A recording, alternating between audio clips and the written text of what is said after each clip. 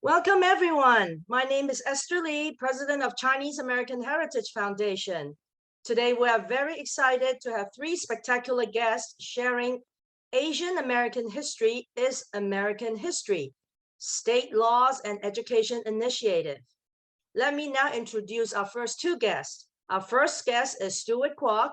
He is the President Emeritus of Asian American Advancing Justice LA and co-executive of the Asian American Education Project.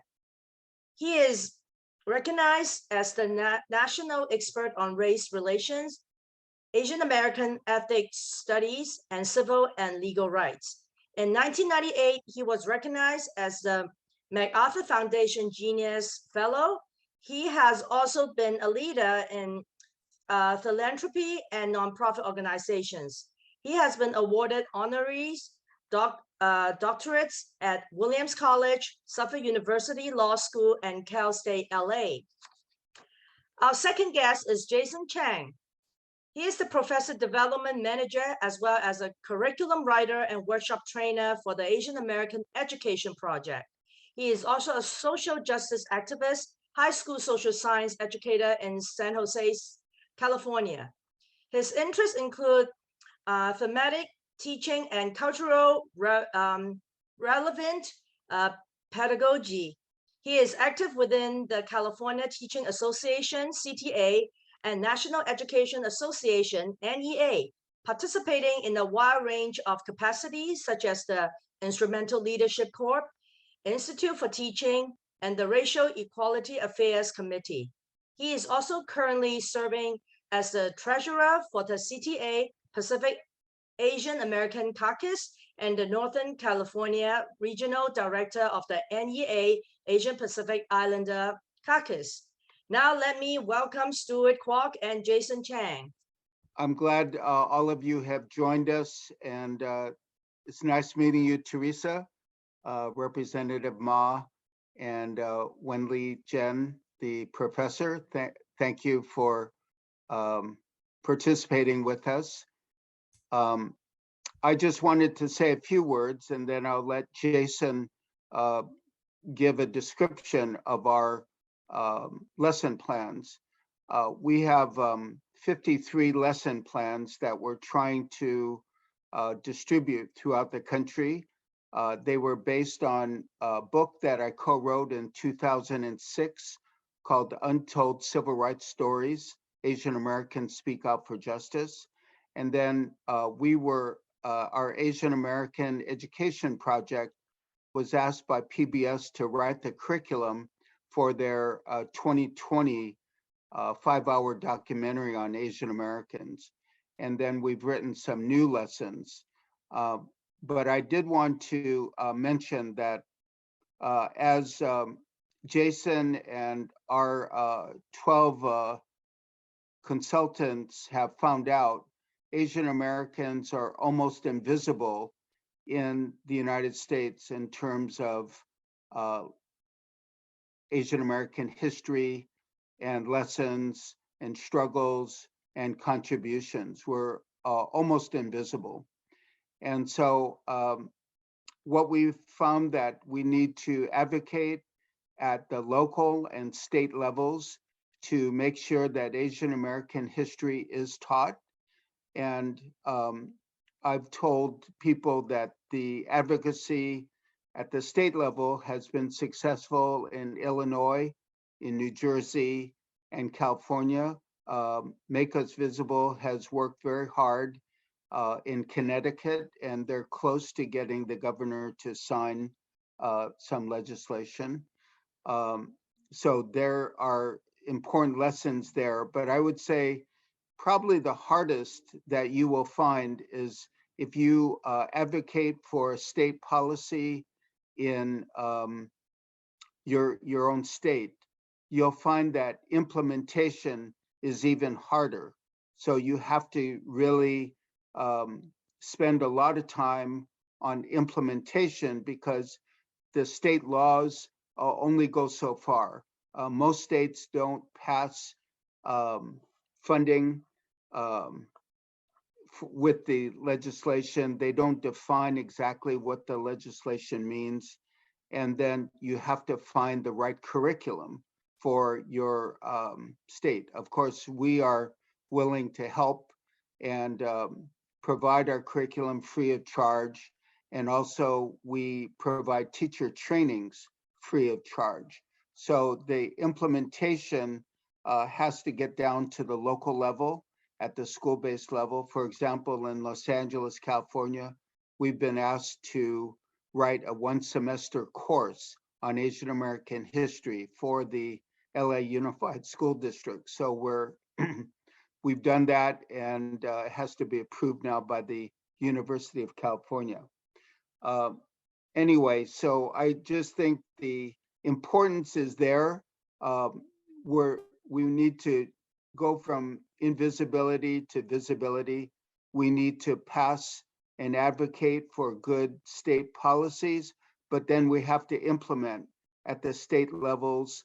And even without a good state policy, we can still implement at the local schools if we have good teachers and good administrators helping us. So we've trained over 1,400 teachers thus far from around the country of all different ethnicities. We're happy to provide training for you and the teachers that, and even parents that you can help us recruit.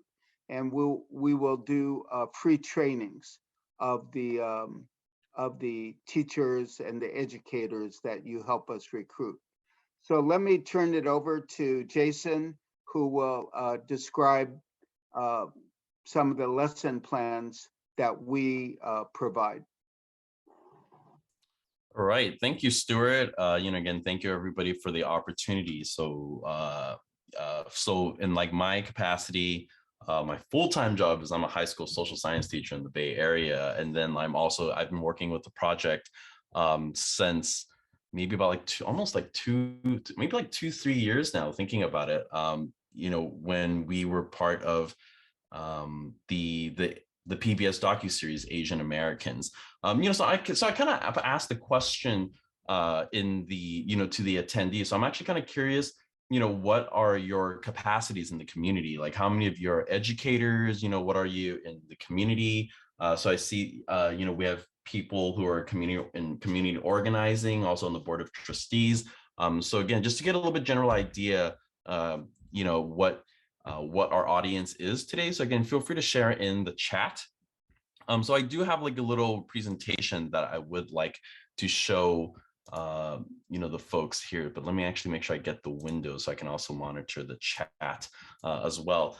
So let me get started right here. So, Stewart had shared, with us a little bit of our background, as the resources that we do share, and then currently some of the work that we've been doing with the community and the various teams that we have. So I'll be sharing with you, about our curriculum, and hopefully this is something that you can share with your community. And if you're an educator, that hopefully that is something that you can also use in the classroom as well. So currently, our website, like as Stewart has shared, we do have about 53 lesson plans. And then once we roll into the summer, we're going to be looking at creating even more lesson plans to be more inclusive and to also include more communities within the AAPI community. So, currently right now, our curriculum is grouped into, thematic units, citizenship, civil rights, identity, immigration, racism. And these are lessons that can be taught individually and can also be taught as a unit. And like Stewart had shared, we do offer curriculum workshops,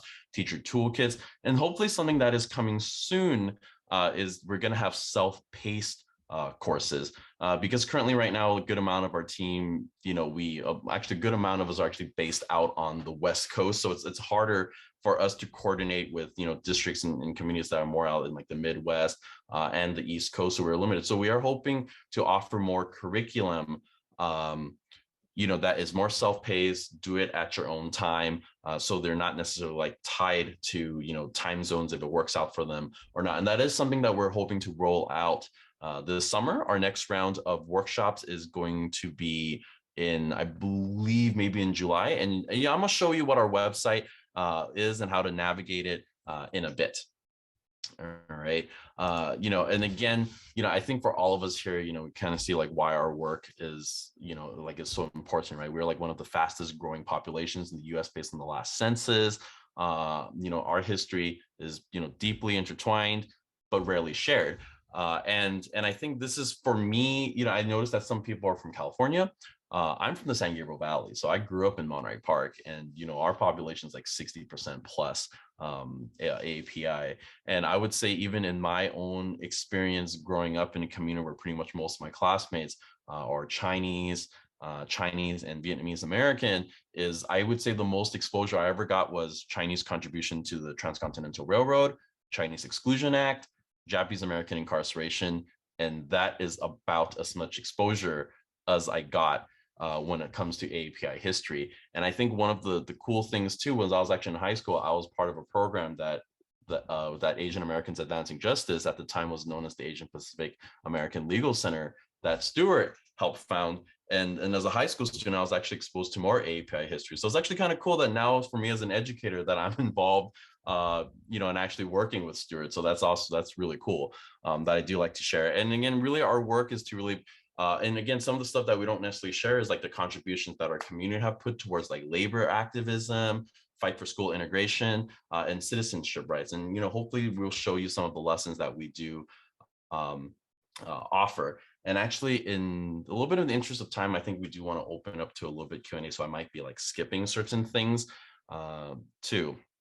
So, some of the things that we do want to share. Sorry, I'm skipping through some of the videos because again, I do want to make time for Q&A and to answer any questions that we have. But if you do want to watch this, there's actually a really cool YouTube video. You can just search on YouTube #StopAsianHate. This is something that GoFundMe had put together about a year ago to share about like little bits of history, especially when it comes to anti-Asian racism. All right. So, I think one of the histories that we've been really trying to promote is that, I think a lot of times the mainstream American community talk a lot about like, oh, you know what, anti-Asian racism started as a result of the pandemic, but honestly, that's not true, right? Anti-Asian racism is not and hate is not new. It pretty much started as soon as our communities arrived in the US. So we're talking about, so these are just some events, major events that has happened in history that I do want to share a little bit, right? There was the Chinese massacre of 1871. More than 500 white and Hispanic rioters surrounded and attacked LA's Chinatown. So if anybody's from the LA area, I wonder if you know any about this history. So what happened was like there was a murder of a white man who was caught in a crossfire between rival Chinese groups. And then again, these angry mobs just came in and then lynched about 17 Chinese men and boys. 8 of the rioters were convicted of manslaughter, but their convictions were overturned and no one was ever punished for this. And actually, one of the things too, when we talk about like lynching history, we always tie the history of lynching to the African American communities. But some historians have said that like this lynching in this massacre is potentially one of the largest, if not the largest, lynching in American history. Or US history. And of course, there's the Chinese Exclusion Act. I feel like we don't have to go too much into that one. And then there was the San Francisco plague outbreak. And actually, when the pandemic first started, a lot of historians and teachers kind of did a little comparison with the San Francisco plague outbreak. So in 1900, there was an outbreak of the bubonic plague, and that happened in San Francisco. But the outbreak likely came from a ship that came from Australia. But however, the first victim was a Chinese immigrant. And this led into the Chinese community being blamed for it. So the San Francisco police, surrounded San Francisco's Chinatown, preventing anybody but the white residents from leaving. And again, Chinese residents were subjected to like searches and property destruction. There was a Japanese American incarceration during World War II. Also the murder of Vincent Chin in 1982. And again, this is actually one of the more significant events that had really galvanized the Asian American community into social racial justice activism. Again, Vincent Chin man who was mistaken as Japanese. This was a time when the Japanese automobile industry was taking a hold, and there were lots of layoffs in U.S. The automobile industry, and two white men had picked a fight with Vincent Chin. Thought he mistook him as Japanese, killed him, and the judge gave them probation and a $3,000 fine. And that lenient sentencing, again, really led to a lot of activism within our community. And there's the post 9/11 backlash, where people who are their hate crimes against Muslims and those perceived to be Muslims and Sikhs were targeted. And then, of course, the current events that we're seeing as a result of the ongoing pandemic. Right. But I think some of the things to share, is that our history is not just one of negativity and sadness, but really wanting to celebrate. And some of the curriculum that we do offer is celebrating the positives. For our community is also one of history of activism. There's also Tape and versus Hurley court case, one that had contested racial segregation in our school years before Plessy Ferguson had established racial segregation in our schools. And it was founded that the exclusion of a Chinese American student was unlawful. But later on, the school superintendent did push for legislation that did create separate but equal schools. But again, this was a really significant case, something that happened in our community. And also, you're talking about the contributions of Filipino farm workers during the Delano grape strike, and one that we tend to focus a lot on, Cesar Chavez and Dolores Huerta. We don't talk too much about the Filipino farm workers. And it was actually the Filipino farm workers who had started the grape strike and then later joined by Cesar Chavez and Dolores Huerta. And then, like I shared earlier, murder of Vincent Chin. And then also in terms of other areas of labor was the formation of the Asian Pacific American Labor Alliance, or also known as APALA, in 1992, where currently they do represent about 500,000 AAPI labor union members within the AFL-CIO. I myself am actually a member of APALA too, so just a little share. All right, and then another thing to share is that, not necessarily just being exclusive, is that our history also coincides with other communities. We're talking about moments of solidarity. So Frederick Douglass was opposed to restrictions on Chinese immigration. He had advocated for the free migration of peoples and emphasized on equality and human rights. Also, we're talking about in other areas, in Asian American women activists, you're talking about Grace Lee Boggs and Yuri Kochiyama, who are heavily involved in activism surrounding abolition and liberation. The Third World Liberation Front was a time when student communities at, in Berkeley, saw that there were a limited entry for college for Latinx and Asian American students, and BSU leaders had urged students of color to form their own coalition. Koreatown Peace March, after the whole the LA unrest in 1992, you're talking about 30,000 people had coming together, various ethnic groups and communities coming together for a peace rally, saying that they don't want any more fighting and they want healing in their communities. And currently in the last 2 years, you're seeing, all the groups arising across the country, organizing on social media, and also in person to stand in solidarity, with all the things that are going on in our communities right now. So let me actually exit out of the presentation real quick and actually share with you our website. So, this is our website, the AsianAmericanEDU.org. And thank you, Wenli, for dropping our links, in the chat.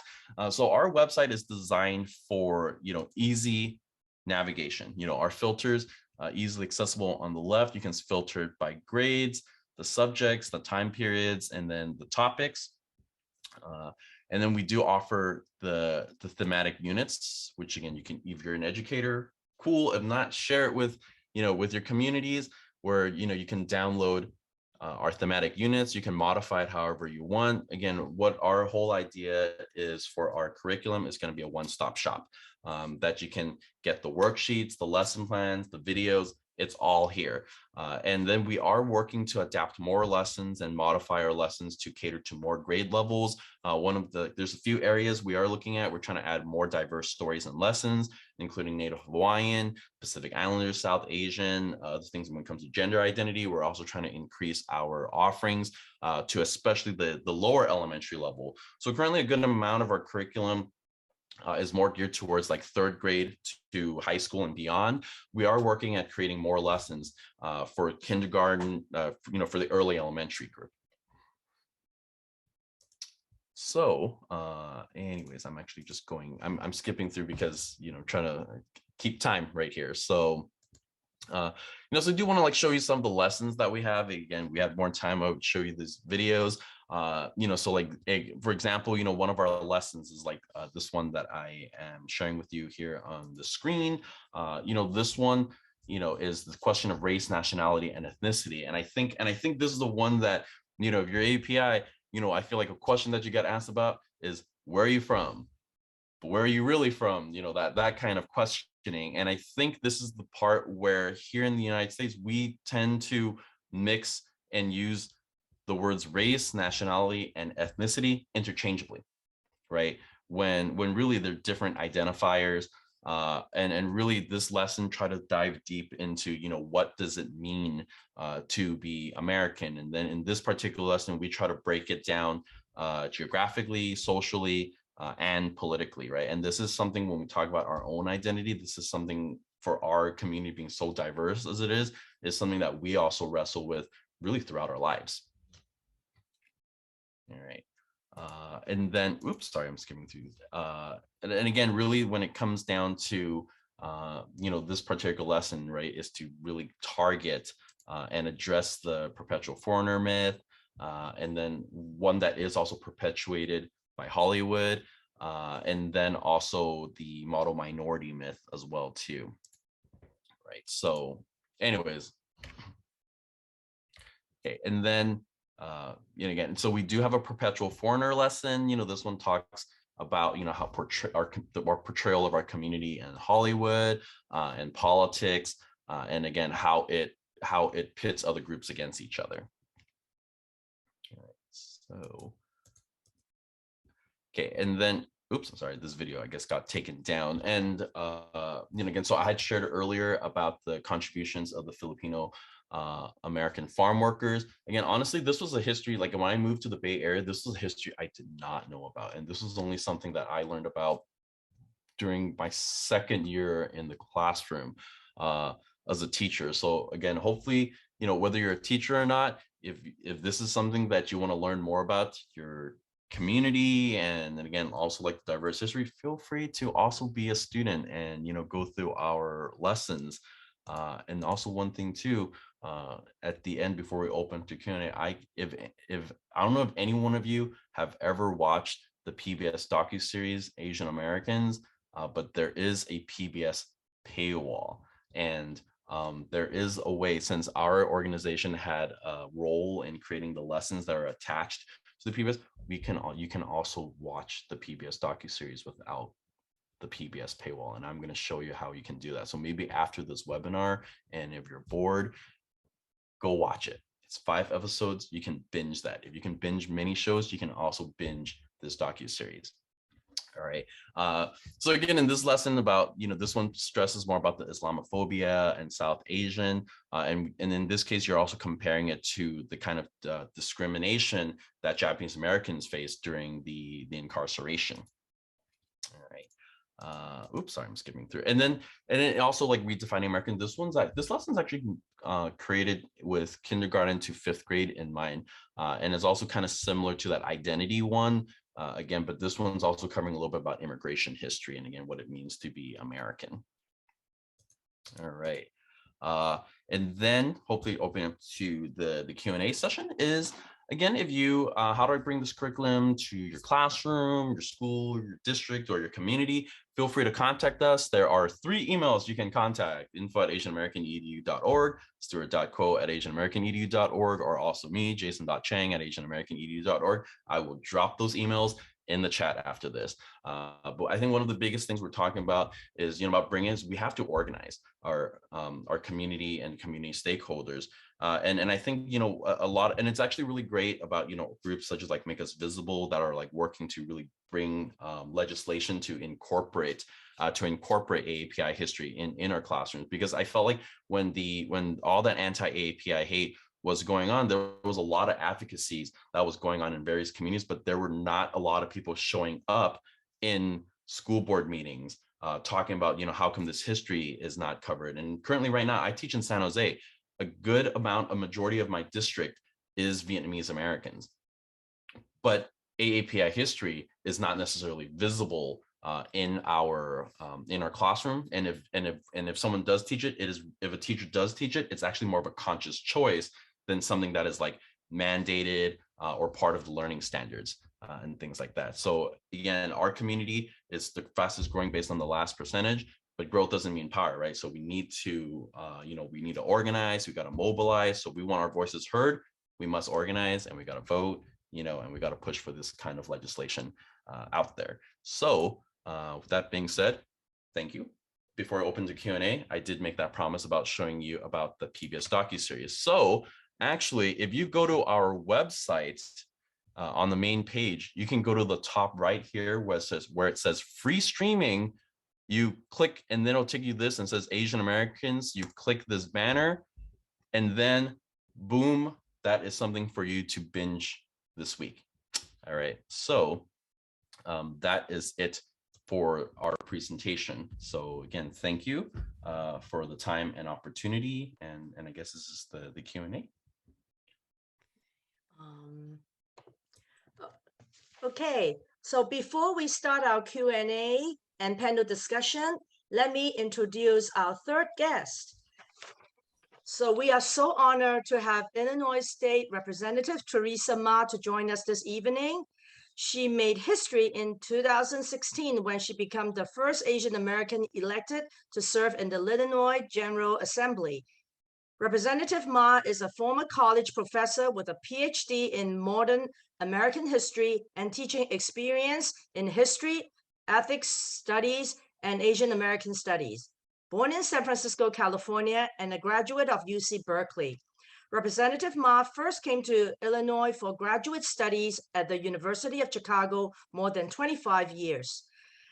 Prior to her election to the General Assembly, Dr. Ma served as a senior advisor in former government Pat Quinn's administration. In the General Assembly, Representative Ma is the chair of the Committee of Healthcare Licenses and served on the Committee on K-12 Education Appropriations, Immigrations and Human Rights, Housing, and among others. And next, let me introduce our panelists. Our moderator, Dr. Wenli Jen. She is a consultant educator and public speaker who earned her master from Harvard Graduate School of Education and Doctor of Education from University of Southern California. She holds her administrative credential and teaching credential from the state of California.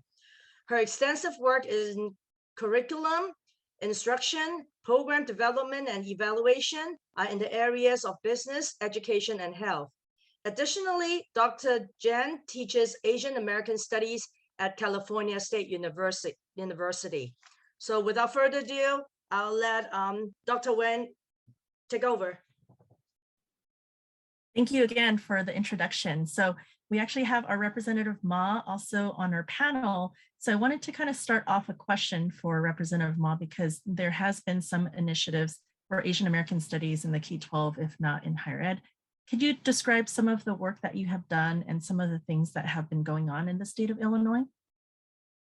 Yeah, thank you so much, Wenli, and thank you, Esther, and everyone for being a part of tonight's panel.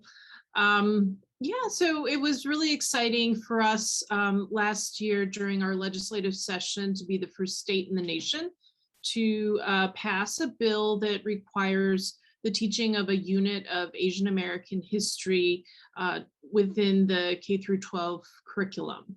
And, as Stewart was saying earlier, now comes the hard part, implementation. But, I think that, it was pretty challenging to get to the point of being able to pass the bill in the first place, because, it wasn't without some opposition and resistance. And I think that, for a lot of states, whenever there's a mandate that's passed, there's always resistance from school administrators who, don't want any additional mandates. And so we had to negotiate quite a bit to ensure that it, was something that, was worthwhile. And I think that the fact that our legislature had gotten to the point where we had 5 Asian Americans serving in the General Assembly. Our caucus had grown,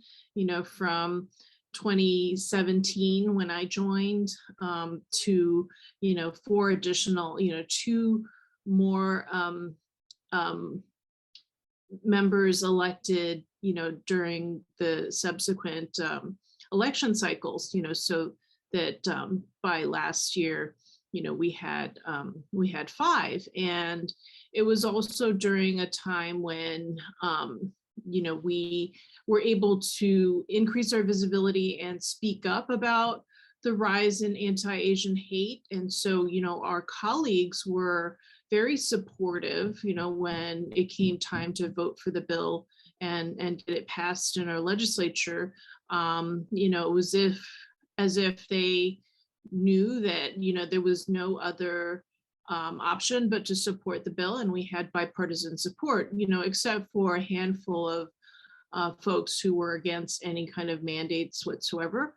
But for the most part, we got overwhelming bipartisan support for the bill and became the first state in the nation to pass such a requirement. And, I'm happy to learn that other states are trying to follow suit. I just heard that New Jersey has also passed legislation. And so, it was very exciting for us. And, I should also say that the inspiration came from, watching the Asian American docu-series and, watching that along with Asian Americans Advancing Justice Chicago and getting this idea from them that we should, take additional steps, not just, have a screening of the docuseries, but try to move towards the implementation of this mandate in the curriculum. And so, it had a couple of years before where we sort of worked up to the passage of the bill in 2021.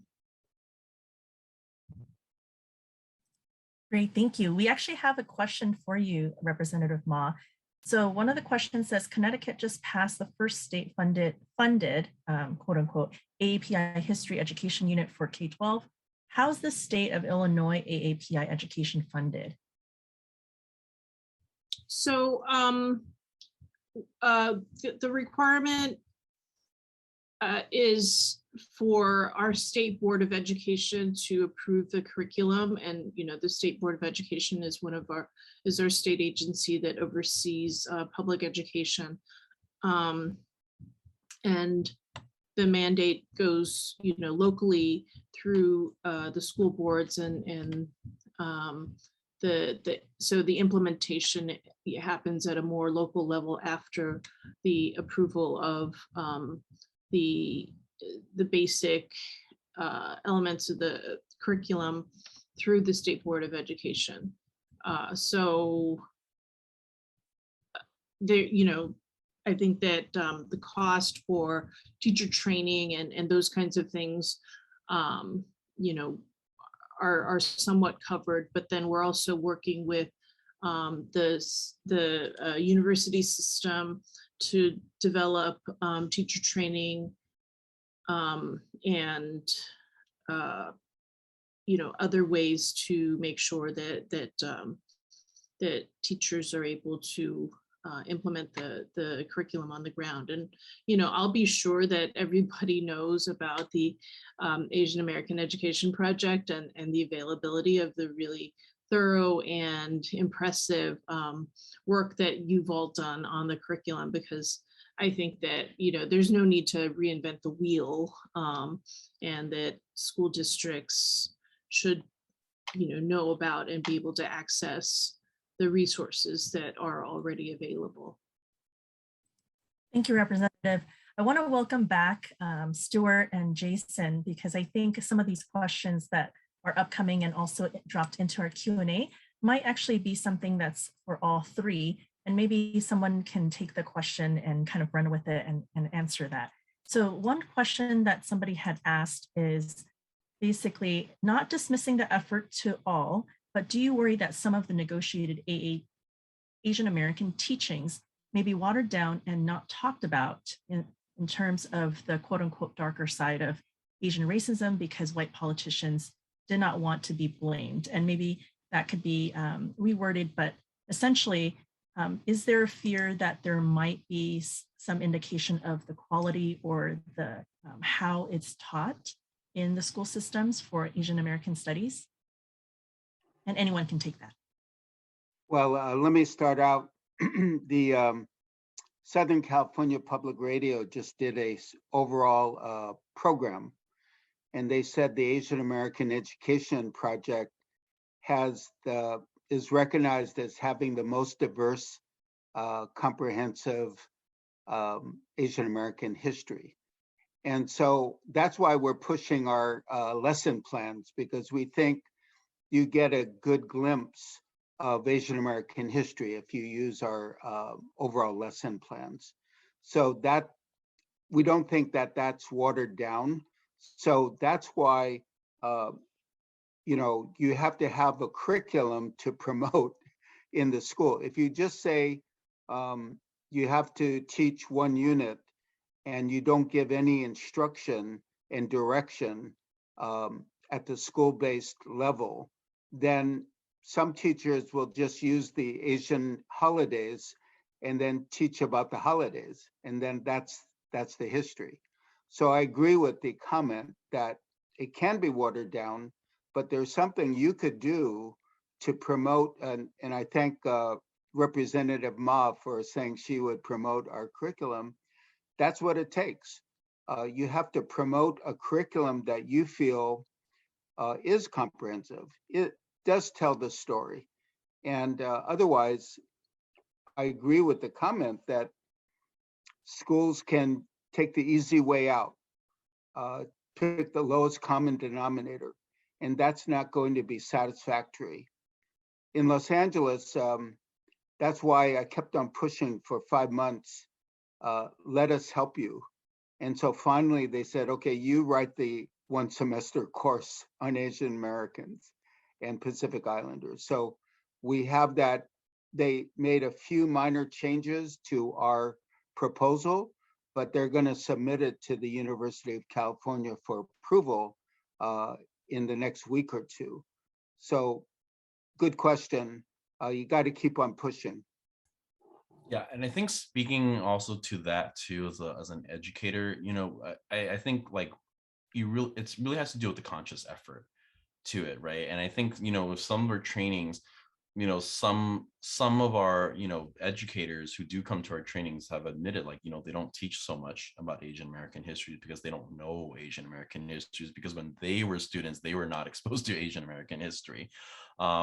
You know, and again, this is what like Representative Ma had said, where it's like, you don't have to reinvent the wheel. It's like, we have this curriculum here, and then again, you can, you know, attend our workshops and to learn more about it. And I think there's also a potentially I could see potentially like a concern is like, would it be watered down? That's just like check marks, right? Like a check mark games, like, okay, you know what, I did this, and that's it, right? And that also leads into the part where it is problematic, where you talk about you know, teaching like the holidays. But, you know, currently right now we are in AAPI Heritage Month, but, you know, it's like, what, it's May, it's the end of the school year. It's like, that's it. Or when you do celebrate it, even when I was growing up, like it's the Lunar New Year, here's these red envelopes with a chocolate coin inside, but you know, not everybody celebrates that. My partner is Filipino, and she's just like, you know what, I was always jealous growing up because of that, but it's not my holiday, you know. So again, it is problematic. And I think, again, when you're talking about like teaching it, it has to be conscious effort. And the thing is like, and I think this is kind of like the subject of our talk, right, is that, like, you know, Asian American history, you know, our history is Asian American history, is that there's a lot of things that has happened in our community that has contributed to US history. It doesn't necessarily have to be like, you know, like a side note is like, it's, you always have to be, if you're a teacher in the classroom, you have to be able to be conscious and integrated, but you also got to learn. There's a lot of landmark Supreme Court cases, you know, in our history that is as a result of things that happened in our community. Like, for example, you know, like the whole issue of birthright citizenship. It was something that happened in our community that established birthright citizenship in the first place. You know, so again, it's just some of those things to share. And I think, and hopefully, and kind of like the side answer, you know, a question, if you feel like that you're not confident enough about, you know, the history, is we do offer workshops, and some of the things we are working is, this is a question from Wilson Lee. You know, we do offer teacher trainings, and that is something that we're working on, developing this history. And this is actually something that I'm working on. And we do offer certificates for attending our workshops live, and also the self-guided ones. So again, feel free to check out our website. We do have a workshop schedule that's coming out, and yeah. All right, awesome. Representative Ma, do you have anything to add, or would you like to add anything? Well, not necessarily to this question about, you know, whether the curriculum gets watered down, because I think the answers were really thorough, but, you know, just about the importance of having any exposure at all to Asian American history and how transformative it can be, right? I think that, you know, the fact that I grew up in California and had the benefit of exposure to Asian American history, you know, because I went to UC Berkeley and had, you know, the benefit of taking Asian American studies courses and ethnic studies courses, that, you know, that was something that was really transformative in my life. And I think eventually, you know, even though my initial career was to, you know, teach Asian American history and to, you know, share that history at a college level, and I did that for a few years. I think that, you know, one of the reasons I eventually ended up running for office and became the first Asian American elected to the General Assembly in Illinois was because I knew that history, and I knew that, you know, these stereotypes about Asian Americans not being interested in politics or not being political, you know, were just patently untrue, because I knew the history of, you know, our communities, you know, fighting in all different battles, taking cases to the Supreme Court, being activists, and fighting for our rights. And so, you know, that was something that in my own personal life was really influential. And I think that this, that it promotes a sense of belonging that is even more important for Asian Americans here in the Midwest, or, you know, in parts of the country where there are fewer Asian Americans than in California or New York, let's say. And, you know, it's the best way I can think of to combat, you know, anti-Asian hate, you know, the incidents that we're seeing, the rise in this, like in these attacks, that I think at the core, you know, are because many people do see us as foreigners and you know, question our belonging and question our Americanness, right? And so I think that having this exposure and internalizing this idea that Asian American history is American history is just really critical, you know, for our society. And I'll pose this question to all three of our panelists. I know that there are people probably that are logged on because they're interested in how the state initiatives that works in tandem with the Asian American education and the content that's provided. What might be some suggestions, advice, or words of wisdom that you might want to share with the people who are attending about what can be done if they're interested in either creating legislation, advocating for Asian American studies, or wanting to create something in their state or community? What can you give them as an advice? And we can start with anyone.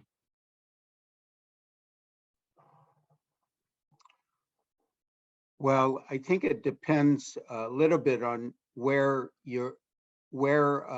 people are at. Basically, you have to organize.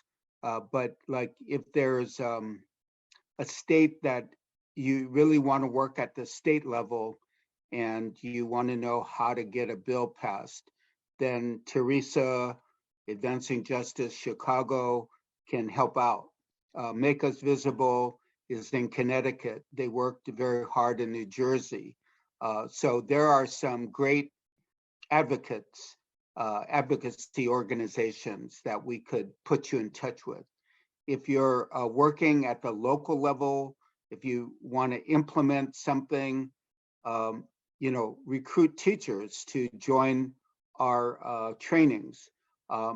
We will also work with individual schools or individual school districts to write curriculum if you want to integrate local examples. Like the 1871 Chinese American massacre, the Chinese American Museum in Los Angeles asked us to write a couple lesson plans just late last year on that. So I think it depends exactly what level of organizing you're at, but please contact us and we will try to help as best we can, because there's a network of groups that are working on this. We can put you in touch with them, or we'll work with you to develop the curriculum, to train the teachers, to encourage parents. Believe me, we've been asked by about people in about 10 states to help them out in some way. So it's not just California, Illinois, and New Jersey, but people are using our curriculum in Georgia, Wisconsin, Nevada, and many other states. So we've had people joining our general trainings from over 15 states, including Arkansas, Mississippi, Florida, you name it. So, just contact us and we will put you in touch with the best groups.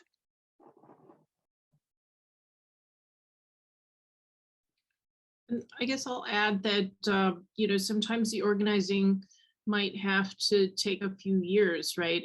I mean, I think that a bill within a state doesn't necessarily have to be sponsored by the Asian American elected officials, but it can sometimes be more powerful when it is.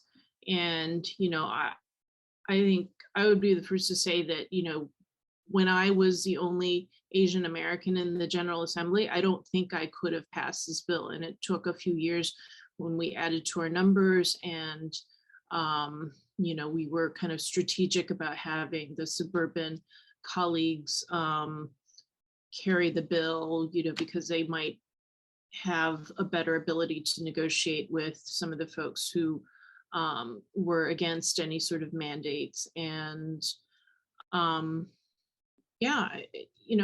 working hand in hand with the advocacy organizations, to really organize and get people behind it. That all played a part, as I mentioned before, and also just setting the stage, as I mentioned before, having multiple voices, speak up in our legislature to bring awareness to our colleagues and, to build those relationships so that, we're working together on this. We, our caucuses of color work really well together, and I think that you have to have those relationships as well, so that you're already allies before, you propose something that's for your own community. So, those are all pieces of the puzzle that we had to put together in order to get this bill passed in Illinois. Yeah, and I think one thing I would add, on top of what Stewart had shared too, and I think about you need to organize, but sometimes again that organizing can take a while, right? And really, at least that can get the ball rolling. And something that that we have identified is we got to train teachers, right? And something that I had shared in the last question was a lot of our teachers don't feel comfortable teaching something that they have never been exposed to and they've never learned. And again, that is why we do offer workshops. And while we wait for the district or the state to pass legislation, we're hoping to at least train educators to feel more comfortable with the topic, right? Because again, if you're not comfortable with the topic, you're not going to want to teach it, especially whether you're going to teach a class for 50 minutes or an hour and a half or something like that. So yeah, really about is being able to offer these trainings to teachers. Because I mean, honestly, I feel like some of the district that we do work with, if they're not necessarily on board of it, or it's because they have so many priorities, it sometimes could be a slow process just to get something at the top, and so that there is going to be a lot of grassroots organizing. And at least in my in my capacity, it's really about organizing and training educators. Thank you all. And I think one thing that some people had in terms of questions was about, do we break down certain parts of the content so that it's easily understood by some of the folks? And so that question, I'm going to just send it directly to you, Jayson. But I think to kind of close out our discussion, because I know we're running out of time, but I wanted to ask, why does it matter? Why does it matter that we either want advocacy for legislation to happen so that Asian American studies is integrated into K-12 schools, but essentially that's part one. And then the second part is, why does it matter also that it is taught in the classrooms?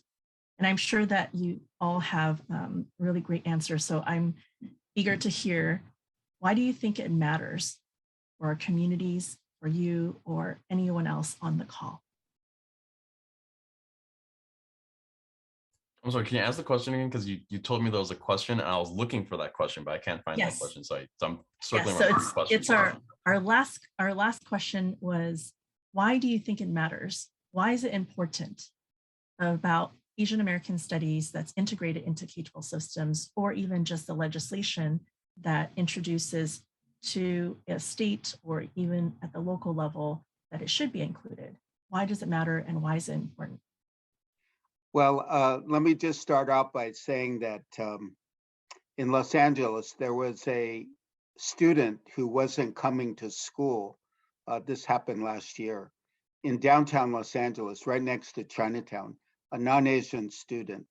And the administrators called her and she said her parents or her relatives told her to stay away from Asian American teachers and students because they're spreading the coronavirus.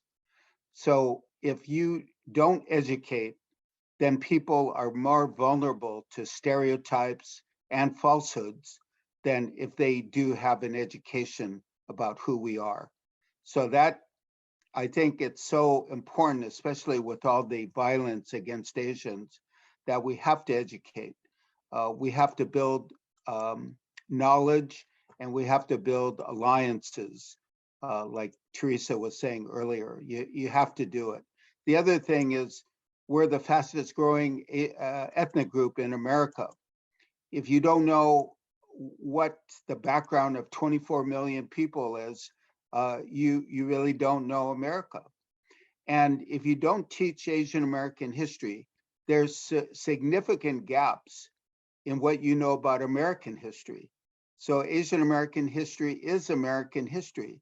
And if you don't know our history, there are huge gaps in terms of what has happened in America, what developed from cases.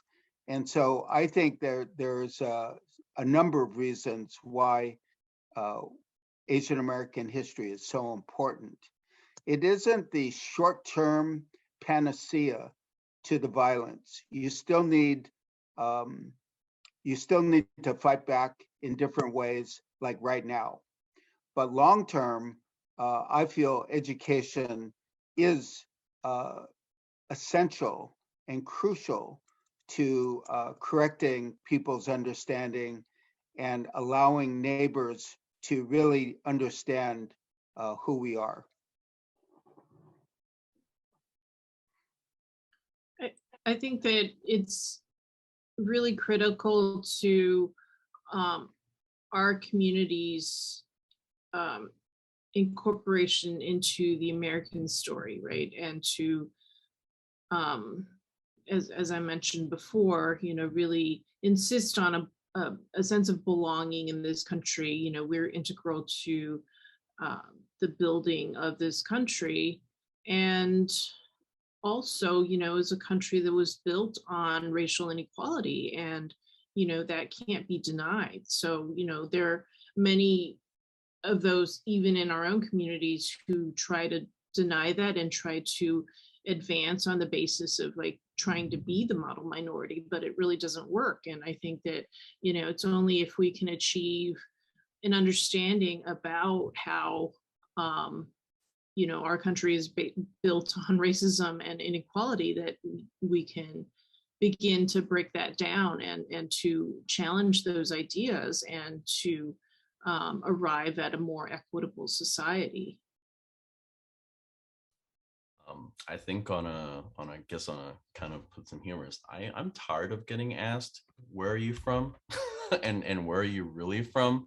And I'm hoping that down the line, my kids, my children won't have to go through that same thing about being that perpetual foreigner. But again, really looking about like why it matters, it has to really go back about identity, right? About like belonging. And again, if this is something that we don't learn and see in our classroom, is like, I feel like there's a lot of confusion. And while this was all going on, I think in sharing in some capacity that that was shared earlier in my introduction, I am active within the California Teachers Association, the National Education Association, CTA, NEA, and I am an officer in our caucuses. And during the pandemic, we've been talking to a lot of educators, about what's going on in their communities. And what we've seen is we've seen a huge increase in our membership, AAPI educators who previously have not been involved, like wanting to get involved. And I think with the conversations that we're talking about, how we wrestle our identities, it's also the experience of what is the AAPI identity varies from community to community. Are you the token AAPI?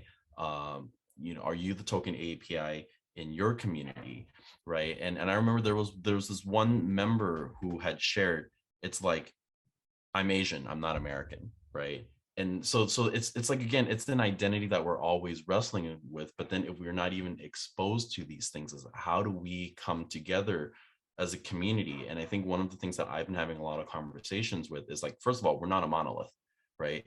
But we're grouped in as one. We represent a huge portion of the global population, but in the United States, it's like, boom, you're Asian, but we're not.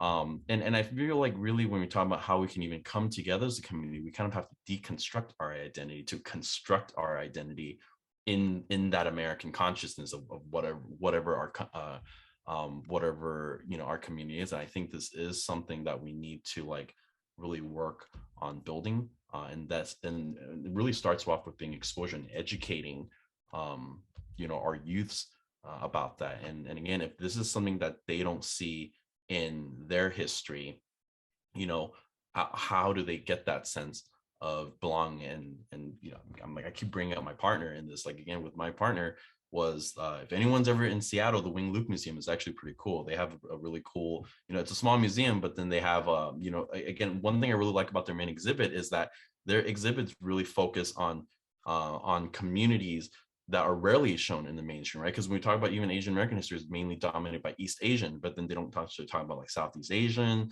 Filipino, but there's like a little room that was just Filipino history. And like at that moment, my partner felt like she was visible. And she kept telling me about that throughout that trip. And I think it's like these little moments like that. And just imagine how powerful that is if that's actually in our classroom, right? So. Thank you to all our panelists for really summarizing the major points of why it's so important. And we know that education is the vehicle, education could be the tool, but education is the key for the future so that Asian Americans are visible. So thank you to all of our panelists today. I'm going to turn it over back to Esther. Esther, would you like to say some of the closing words for us? Okay. Yes, thank you so much, Stewart. Your Asian American Education Project is so important. And thank you, Jayson, for doing the presentation.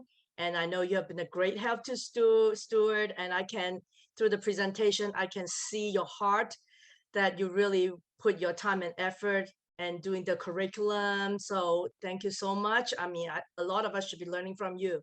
And of course, Theresa, thank you for having a seat, running for a seat, and become the first Asian American elected in Illinois in the assembly. I mean, this is so important. We need to have a voice, and you speak for us, and Asian representation is very important. So I think education and state law really go hand in hand, as Theresa already mentioned before. And let's all work together, even we are just civilians or maybe we don't know much, but if everybody willing to contribute and help, I'm sure every little bit counts. So thank you again for our three great guests. And of course, we have to thank you, Dr. Wenli, doing such a beautiful job as a moderator. Couldn't done it any better than you. Thank you so much for helping us. So again, apologize to all the attendees for having some technical difficulties, and thank you for staying a little bit longer with us. And this has been recorded, and if anybody wants to go back and watch it again, it will be maybe in a few days. So go to our website, and actually we have a panel, not a panel, I'm sorry, a webinar on the Wing Museum that Jayson was talking about. So please go to our website, chf.us at gmail, is chf.us, and you will see all our webinar for this month. So thank you very much, everybody, and have a great night. Thank you again. Good night. Thank you.